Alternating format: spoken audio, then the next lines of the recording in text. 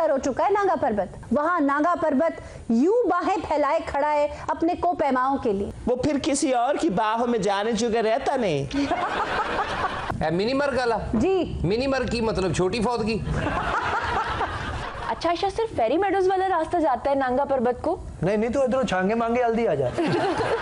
नहीं, एक और रास्ता भी है, लेकिन एक बात बता दूं, फेरी मेडोज से 3 दफा सर हो चुका है नांगा पर्वत। और ये जो दूसरा रास्ता मैं आपको बता रही हूँ, जो अस्तोर से होता हुआ मिनी मर्ग से तरशंग और तरशंग से रोपुल वैली जाता है, वहाँ नांगा पर्वत यूं बाहें फैलाए खड़ा है अपने कोपैमाओं के लिए। वाह वाह वाह। ते फिर सानू सही रास्ता दसो ना, राव कुरात ना पाओ।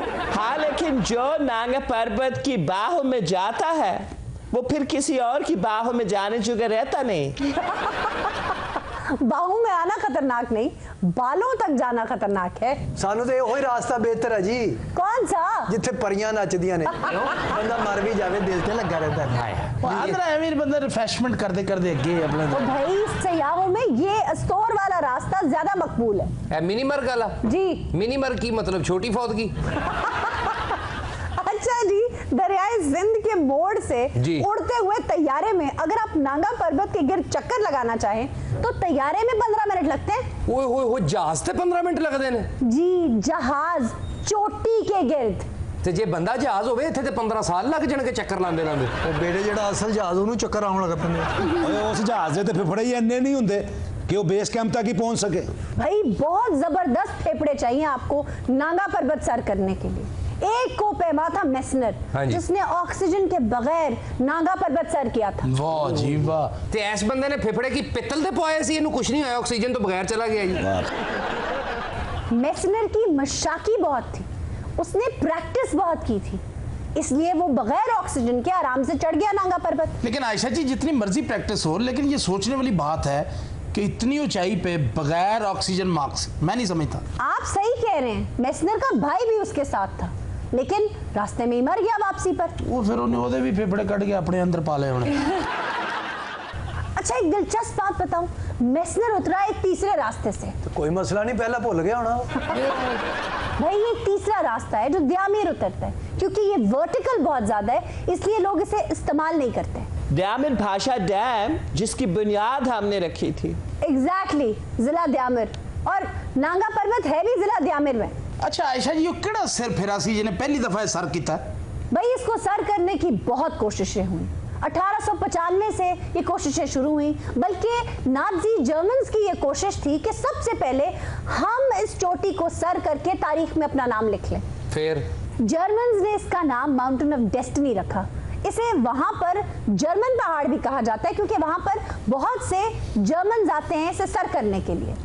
1913 में 3 और 1937 में 16 जर्मन बर्फानी तोदे के नीचे आकर हलाक हो गए। ये अहले जर्मन जेड़े ने ये बर्फ तो नहीं हटते, हालांकि इन्हां फौजां भी बर्फ च जाके फस गईयां। ओए होए ते फिर पहली दफा सर किने कीता, गल ते ओ पुछ रहे हैं, ओ नहीं को दस रहे यार। तू तो सिरा ही चढ़ गया यार तेनू काहदा गुस्सा लगन दिया, तेनू नांगा पर्वत कहंदे आ। अच्छा भाई, ये बड़ी दिलचस्प कहानी है। 1953 में कार्ल मारिया नाम का एक जर्मन कोपैमा अपनी टीम के साथ निकला नांगा पर्वत सर करने, लेकिन उसने देखा कि बहुत दुश्वारी है, इसलिए उसने वायरलेस पे पैगाम भेजा कि सब लोग वापस आ जाएं। ठीक। हरमन बोल नाम का उसका साथी था जिसने उसके इस फैसले को दरखोरे इतना ना समझा और डिसाइड कर लिया कि मैं अकेले ही ये चोटी सर कर जाऊं। और यूं उसने तारीख में अपना नाम लिख लिया। वाह, A Karl Maria Karl Marx दा भला भांजा सी ना।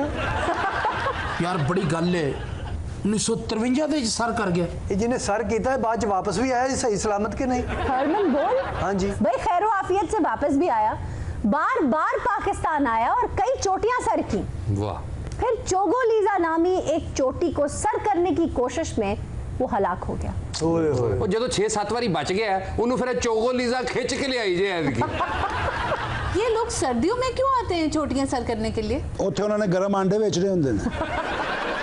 सर्दियों में एवलांच यानी बर्फानी तोदे को कैलकुलेट करना आसान होता है, बल्कि बर्फानी तोदे सर्दियों में बहुत कम गिरते हैं, इसलिए ये लोग सर्दियों में सफर करते हैं। आयशा जी, ये भी तो देखो सर्दियों च तुसी टेंपरेचर कितना माइनस हो जाता है। वाजिद -60 डिग्रीज। आप लोगों को सर्दी लग रही है, ये पिछले दिनों टोमास मैकेविट और एलिजाबेथ -60 डिग्रीज में फंस गए थे। तो एलिजाबेथ तो वापस आ गई ना? हाँ मैं सवेरे मिल के आया हूँ बेटी हाँ, एलिजाबेथ तो सेफ एंड साउंड आ गई, लेकिन टॉमस मैकेविच बेचारा -60 डिग्रीज में फंस गया। भाई मैं चाहती हूँ कि आप अंदाजा करें कि कितने बहादुर हैं ये कोपेमा। तो ऐसे ही कहने उन्होंने बर्फा च जाओ। वैसे बहादुरी तो उनकी है जो केटू छोड़ के एलिजाबेथ को बचाने के लिए आ गए। भाई बहुत बहादुरी है उन दो पोलिश कोपेमाओं की जो केटू छोड़ के एलिजाबेथ को बचाने गए।